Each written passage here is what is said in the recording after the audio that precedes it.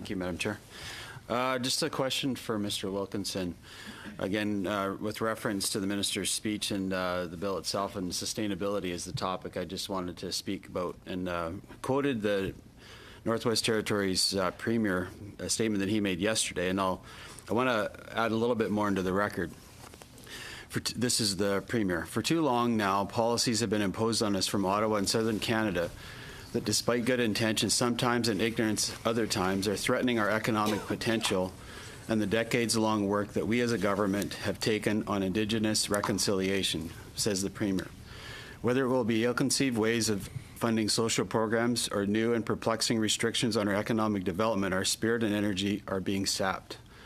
He goes on, new funding approaches that distinguish between peoples may help improve outcomes on reserve in Southern Canada, but could divide northern communities. Restrictions imposed on our vital energy and resource sector, 40% of our economy and source of middle-class jobs and incomes for many of our people, are driving companies away. And with that go the jobs that sustain healthy families and community life. Staying in or trying to join the middle class will become a distant dream for many. Now, we've heard the minister talk about sustainability. We've heard a lot of talk, and there's always a lot of talk in Ottawa. But this is what policies like the ones you're proposing are affecting real people's lives in these northern communities.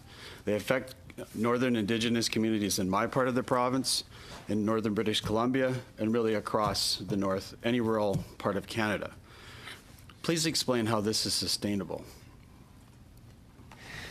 Well, I think, as the minister said, in the modern era, the economy and the environment need to go together. As we move forward, we believe strongly in the concept of sustainable development, which inherently is about ensuring that economic initiatives and environmental practices go together. We believe very strongly in. I've heard that said many times. You've asked a question. Do you want an answer? But we've heard this many times. The same, and you're reading off a page. We've heard that answer many times. The reality of it is that we're hearing from community leaders and from communities that it's not sustainable, as you're saying from your speech.